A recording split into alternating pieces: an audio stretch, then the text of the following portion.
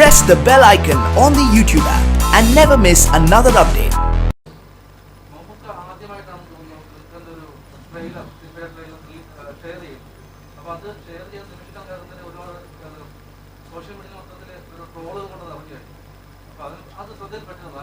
ഞാൻ നമുക്കറിയുന്ന ഫോൺ അടിച്ച് മാറ്റി ചെയ്തതാണ്. അല്ല, ഇത്തവണ ഞാൻ സാധാരണ എന്താ പറയാ, ആരെയും അങ്ങനെ റിക്വസ്റ്റ് ചെയ്തിട്ടാണ് പൊതുവെ എന്റെ സിനിമ ഒറ്റയ്ക്ക് ഞാൻ പ്രൊമോട്ട് ചെയ്തിട്ടുള്ളൂ. പക്ഷെ ഇത് ഇത്രയും വലിയ സിനിമയും ഇതുപോലത്തെ ഒരു സിറ്റുവേഷൻ നമ്മൾ കോവിഡിന് ശേഷം വരുന്ന ആദ്യത്തെ സിനിമയും കൂടി ആയതുകൊണ്ട് ഞാൻ മാക്സിമം ആൾക്കാരോട് ഞാൻ റിക്വസ്റ്റ് ചെയ്തു, നിങ്ങൾ എല്ലാവരും ഷെയർ ചെയ്യണം. എന്റെ വീട്ടിൽ തന്നെ സ്വന്തം വാർത്ത പ്ലീസ് ഈ പടം എനിക്ക് വേണ്ടി ഞാൻ ഫോൺ എടുക്കണേ നിങ്ങളുടെ ഞാൻ തന്നെയാണ് പോസ്റ്റ് ചെയ്തത്. അപ്പൊ ട്രോളെല്ലാം കറക്റ്റ് ആയിരുന്നു. ചരിത്രത്തോട് യഥാർത്ഥത്തിൽ ഈ കുറുപ്പെന്നൊരു കഥ യഥാർത്ഥത്തിൽ ഭയങ്കര ഹോട്ട് സബ്ജക്റ്റ് ആയ കഥയാണ്. കേരളത്തിനെ സംബന്ധിച്ചിടത്തോളം ഇന്ത്യയെ സംബന്ധിച്ചിടത്തോളം ടോട്ടൽ ഹോട്ടായി നിന്ന ഒരു സബ്ജക്റ്റാണ്. ഇന്നും കുറുപ്പെന്ന് പറയുന്ന നേരത്ത് എല്ലാവരും ഇന്നും കൂടെ വായിച്ചു നോക്കുന്ന അർത്ഥത്തിലേക്ക് വരും. എത്രത്തോളം എന്താണ് ചരിത്രത്തോട് നീതി പുലർത്താൻ കഴിഞ്ഞു എന്ന് തോന്നുന്നു?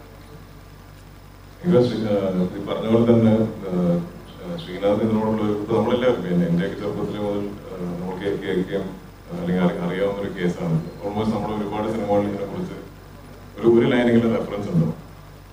നമ്മൾ സെക്കൻഡ് ഷോ ചെയ്യുന്ന സമയം മുതലേ അന്ന് എന്നെ ഉദ്ദേശിച്ചാവോ എനിക്ക് തോന്നുന്നില്ല. എന്നെ പോലും മനസ്സിലാക്കാറുണ്ട്. ശ്രീനാഥൻ എന്റെ ലൈഫിലെ ഡ്രീം പ്രോജക്ട് കുമാരക്കുറിപ്പാണ് പറഞ്ഞിട്ടുണ്ട്. അപ്പൊ എന്തായാലും അന്ന് മുതലേ ഉള്ള അതിനോടുള്ള റീസേർച്ചും അതിനോടുള്ളൊരു ഒബ്സെഷനാണ് എനിക്ക് ശ്രീനാഥന്റെ. പിന്നെ ഇതിന്റെ റൈറ്റേഴ്സ് ആണെങ്കിലും പക്ഷെ നമ്മളിങ്ങനെ ഒരു പടം പ്ലാൻ ചെയ്തെന്ന് ഒരുപാട് പേര് കേട്ടപ്പോൾ തന്നെ നമ്മൾക്ക് ഒരുപാട് ഇൻഫർമേഷൻ ഇങ്ങനെ വന്നു തുടങ്ങി. ഓൾമോസ്റ്റ് ഈ കേസ് നടക്കുമ്പോൾ ആൾക്കാർ റിപ്പോർട്ട് ചെയ്യുന്ന ഒരുപാട് പേര് അവരുടെ പേഴ്സണൽ എക്സ്പീരിയൻസുകളും അല്ലെങ്കിൽ അവർ കേട്ട കഥകളും ഒക്കെ ഒരുപാട് അങ്ങനത്തെ കാര്യങ്ങൾ നമ്മൾ കേട്ടു. അപ്പൊ അതിൽ മാക്സിമം എനിക്ക് തോന്നുന്നു കോമൺ ആയിട്ടുള്ള അല്ലെങ്കിൽ വിശ്വസിക്കാൻ പറ്റിയ എപ്പിസോഡ്സും കഥകളൊക്കെ പഠിച്ചിട്ടുണ്ട്. സോ എന്തായാലും ഒരു മേജർ പോയിന്റ് വരെയുള്ള നമ്മൾ അത്രയും റീസേർച്ചും ചെയ്തിട്ടുള്ള കഥയൊക്കെ തന്നെയാണ്. പക്ഷെ ആ സിനിമാറ്റിക് എക്സ്പീരിയൻസ് ഉള്ള കുറച്ച് ഫിക്ഷൻ ഉണ്ട്. ഒരു പെർഫെക്റ്റ് ബ്ലെൻഡ് ആണെന്നാണ് എന്റെ വിശ്വാസം.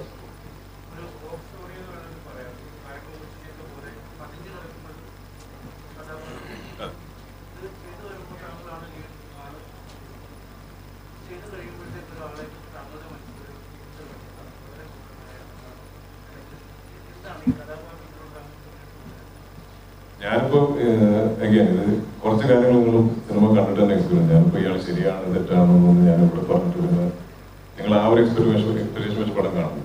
പക്ഷെ എന്തോ അറിഞ്ഞോ അറിയാതെ ഈ ഫുൾ ലോക്ക്ഡൌൺ സമയത്ത് ഞാൻ ഏറ്റവും കൂടുതൽ കണ്ടത് ക്രൈം ഡോക്യുമെന്ററീസ്, അതുപോലത്തെ ഉള്ള റിയൽ ലൈഫ് ക്രിമിനൽസിനെ കുറിച്ചുള്ള കഥകളൊക്കെയാണ്.